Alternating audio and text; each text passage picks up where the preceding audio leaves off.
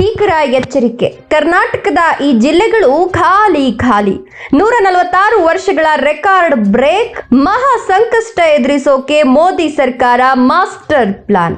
ಸ್ನೇಹಿತರೆ, ಒಮ್ಮೆ ಕಣ್ಮುಚ್ಚಿ ಯೋಚನೆ ಮಾಡಿ. ನಮ್ಮ ದೇಶದಲ್ಲಿ ದಿಢೀರನೆ ಮಳೆ ನಿಂತು ಹೋದ್ರೆ ಕುಡಿಯೋಕೆ ನೀರಿಲ್ಲ, ರೈತರು ಬೆಳೆದ ಬೆಳೆಗಳೆಲ್ಲ ಕಣ್ಣೆದ್ರೆ ಒಣಗಿ ಬೂದಿ ಆಗ್ತಿದ್ರೆ ಹೇಗಿರುತ್ತೆ? ಕೇಳೋಕೆ ಭಯ ಆಗುತ್ತಲ್ವಾ? ಆದರೆ ಈಗ ಕೇಂದ್ರ ಸರ್ಕಾರ ಕೊಟ್ಟಿರುವ ಆ ಒಂದು ಶಾಕಿಂಗ್ ರಿಪೋರ್ಟ್ ಇಡೀ ದೇಶವನ್ನೇ ಬೆಚ್ಚಿ ಬೀಳಿಸಿದೆ. ಹೌದು, ಭಾರತದ ಮೇಲೆ ಈಗ ದೊಡ್ಡ ಎಲ್ ನಿನೋ ಕಂಟಕ ಎದುರಾಗಿದೆ. ದೇಶದ ಬರೋಬ್ಬರಿ 800 ಜಿಲ್ಲೆಗಳ ಪೈಕಿ 315 ಜಿಲ್ಲೆಗಳಲ್ಲಿ ಮಳೆ ಕೈ ಕೊಡೋದು ಪಕ್ಕಾ ಆಗಿದೆ. ಅದರಲ್ಲೂ ಅತಿ ದೊಡ್ಡ ಪೆಟ್ಟು ಬೀಳ್ತಿರೋ 111 ಜಿಲ್ಲೆಗಳ ಲಿಸ್ಟ್ನಲ್ಲಿ ನಮ್ಮ ಕರ್ನಾಟಕದ ಜಿಲ್ಲೆಗಳು ಕೂಡ ಇವೆ. ಏನಿದು ದೊಡ್ಡ ಎಲ್ ನಿನೋ? ನಮ್ಮ ಮೇಲೆ ಇದು ಹೇಗೆ ಎಫೆಕ್ಟ್ ಬೀರುತ್ತೆ? ಮುಂದಿನ ದಿನಗಳಲ್ಲಿ ನಮ್ಮ ಕರ್ನಾಟಕದಲ್ಲಿ ಮಳೆ ಹೇಗಿರಲಿದೆ? ಕಂಪ್ಲೀಟ್ ಡೀಟೇಲ್ಸ್ ಈ ವಿಡಿಯೋದಲ್ಲಿದೆ. ಮಿಸ್ ಮಾಡದೆ ಕೊನೆವರೆಗೂ ನೋಡಿ. ಹಾಗೆ ನೀವು ಕೂಡ ರೈತರಾಗಿದ್ರೆ ಅಥವಾ ರೈತರ ಮಕ್ಕಳಾಗಿದ್ರೆ ತಪ್ಪದೆ ಒಂದು ಲೈಕ್ ಮಾಡಿ ಮತ್ತು ನಿಮ್ಮ ಜಿಲ್ಲೆಯಲ್ಲಿ ಮಳೆಯ ವಾತಾವರಣ ಹೇಗಿದೆ ಅಂತ ಕಮೆಂಟ್ ಮಾಡಿ ತಿಳಿಸಿ. ಹಾಗೆ ಇದೇ ರೀತಿ ಉಚಿತವಾಗಿ ನೋಟಿಫಿಕೇಶನ್ ಮೂಲಕ ಮಾಹಿತಿಗಳನ್ನು ಪಡೆಯಲು ನಮ್ಮ ಚಾನೆಲ್ ಅನ್ನು ಸಬ್ಸ್ಕ್ರೈಬ್ ಮಾಡಿಕೊಂಡು ಪಕ್ಕದಲ್ಲಿ ಬರುವ ಬೆಲ್ ಮೇಲೆ ಕ್ಲಿಕ್ ಮಾಡಿ. ಮೊದಲಿಗೆ ಸಿಂಪಲ್ ಆಗಿ ಅರ್ಥ ಮಾಡ್ಕೊಳ್ಳೋಣ. ಸಾಮಾನ್ಯವಾಗಿ ಪೆಸಿಫಿಕ್ ಮಹಾಸಾಗರದಲ್ಲಿ ಗಾಳಿ ಅಮೆರಿಕಾದಿಂದ ನಮ್ಮ ಏಷ್ಯಾ ಖಂಡದ ಕಡೆಗೆ ಬೀಸುತ್ತೆ. ಆಗ ಬಿಸಿ ನೀರೆಲ್ಲ ನಮ್ಮ ಕಡೆ ಬಂದು ಇಲ್ಲಿ ಒಳ್ಳೆಯ ಮಳೆಯಾಗತ್ತೆ. ಆದ್ರೆ ಈ ಎಲ್ ನಿನೋ ಸಮಯದಲ್ಲಿ ಪರಿಸ್ಥಿತಿ ಉಲ್ಟಾ ಆಗತ್ತೆ. ಸಮುದ್ರದ ಮೇಲಿರೋ ಗಾಳಿಯ ವೇಗ ದಿಢೀರ್ ಕಮ್ಮಿಯಾಗಿ ನಮ್ಮ ಕಡೆ ಬರಬೇಕಿದ್ದ ಬಿಸಿ ನೀರೆಲ್ಲ ವಾಪಸ್ ದಕ್ಷಿಣ ಅಮೆರಿಕಾದ ಕಡೆಗೆ ನುಗ್ಗುತ್ತೆ. ಸಮುದ್ರದ ಮೇಲ್ಮೈ ಉಷ್ಣಾಂಶ ಕೇವಲ 0.5 ಡಿಗ್ರಿ ಸೆಲ್ಸಿಯಸ್ ಹೆಚ್ಚಾದ್ರೂ ಅದನ್ನ ಎಲ್ ನಿನೋ ಅಂತಾರೆ. ಆದ್ರೆ ಈ ಬಾರಿ ಬರ್ತಿರೋದು ಸಾಮಾನ್ಯ ಎಲ್ ನಿನೋ ಅಲ್ಲ, ಅತಿ ಗಂಭೀರವಾದ ದೊಡ್ಡ ಎಲ್ ನಿನೋ.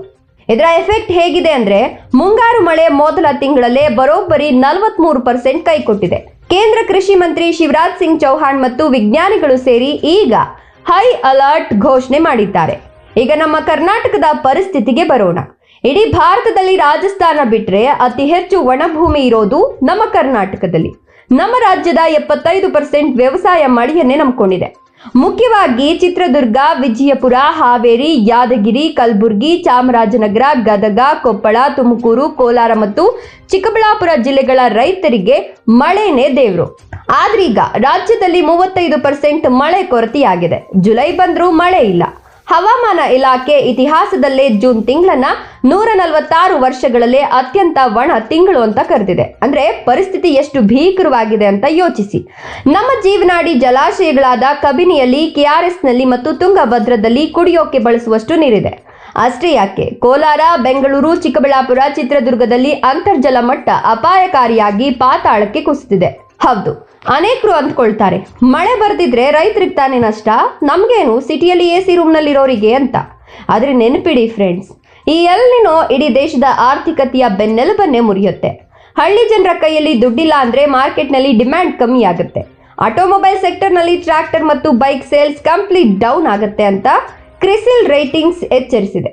ಇದರ ಜೊತೆಗೆ ನಾವು ದಿನ ಬಳಸೋ ಸೋಪು, ಶಾಂಪೂ, ಟೂತ್ ಪೇಸ್ಟ್, ಚಹಾ ಪುಡಿ ಅಂತಹ FMCG ಬಿಸ್ನೆಸ್ ಕೂಡ ಮಲಗ್ಬಿಡುತ್ತೆ. ಎಲ್ಲಕ್ಕಿಂತ ದೊಡ್ಡ ಶಾಕ್ ಏನಂದ್ರೆ, ಮಳೆ ಇಲ್ಲದೆ ತರಕಾರಿ ಮತ್ತು ಆಹಾರ ಧಾನ್ಯಗಳ ಉತ್ಪಾದನೆ ಕಮ್ಮಿ ಆದ್ರೆ ಮಾರ್ಕೆಟ್ನಲ್ಲಿ ರೇಟ್ ರಾಕೆಟ್ ವೇಗದಲ್ಲಿ ಏರುತ್ತೆ. ಅಂದ್ರೆ ಆಹಾರ ಹಣದುಬ್ಬರ ಆಗತ್ತೆ.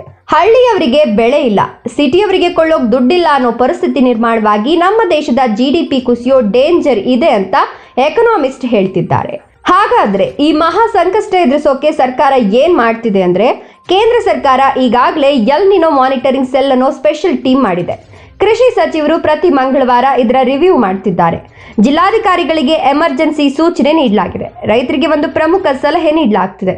ಹೆಚ್ಚು ನೀರು ಬೇಡುವ ಬೆಳೆಗಳನ್ನು ಬಿಟ್ಟು ಕಡಿಮೆ ನೀರಲ್ಲಿ ಬೇಗ ಬೆಳೆಯೋ ಸಿರಿಧಾನ್ಯಗಳು, ಬೇಳೆಕಾಳು ಮತ್ತು ಎಣ್ಣೆಕಾಳುಗಳಿಗೆ ಮಹತ್ವ ಕೊಡಿ ಅಂತ. ಒಂದ್ ವೇಳೆ ಬಿತ್ತಿದ ಬೀಜ ಒಣಗಿ ಹೋದ್ರೆ ರೈತರಿಗೆ ಸಹಾಯ ಮಾಡೋಕೆ ಸರ್ಕಾರ 1% ಎಕ್ಸ್ಟ್ರಾ ಬೀಜಗಳನ್ನ ಮೊದಲೇ ರಿಸರ್ವ್ ಮಾಡಿ ಇಟ್ಟಿದೆ. ದೇಶದ 731 ಕೃಷಿ ವಿಜ್ಞಾನ ಕೇಂದ್ರಗಳು ಅಲರ್ಟ್ ಆಗಿದ್ದು ರೇಡಿಯೋ, ಟಿವಿ, SMS ಮೂಲಕ ರೈತರಿಗೆ ಪ್ರತಿ ಕ್ಷಣದ ಅಪ್ಡೇಟ್ ನೀಡ್ತಾ ಇವೆ. ನೋಡಿದ್ರಲ್ಲ ಸ್ನೇಹಿತರೆ, ಪ್ರಕೃತಿಯ ಈ ಆಟ ನಿಜಕ್ಕೂ ಆತಂಕ ಮೂಡಿಸುವಂತದ್ದು. ನಿಮ್ಮ ಜಿಲ್ಲೆಯಲ್ಲಿ ಈಗ ಮಳೆ ಪರಿಸ್ಥಿತಿ ಹೇಗಿದೆ, ಬೆಳೆಗಳು ಹೇಗಿವೆ ಅಂತ ದಯವಿಟ್ಟು ಕಮೆಂಟ್ ಮಾಡಿ ತಿಳಿಸಿ. ಇಂತಹ ಇಂಟ್ರೆಸ್ಟಿಂಗ್ ಮತ್ತು ಇನ್ಫಾರ್ಮೇಟಿವ್ ವಿಡಿಯೋಗಳಿಗಾಗಿ ನಮ್ಮ ಚಾನೆಲ್ ಅನ್ನು ಈಗಲೇ ಸಬ್ಸ್ಕ್ರೈಬ್ ಮಾಡಿ, ವಿಡಿಯೋವನ್ನು ಲೈಕ್ ಮಾಡಿ, ನಿಮ್ಮ ಫ್ರೆಂಡ್ಸ್ ಜೊತೆ ಶೇರ್ ಮಾಡಿ. ಮತ್ತೊಂದು ಮುಖ್ಯ ಮಾಹಿತಿಯೊಂದಿಗೆ ಸಿಗೋಣ. ಧನ್ಯವಾದಗಳು. ನಮಸ್ಕಾರ.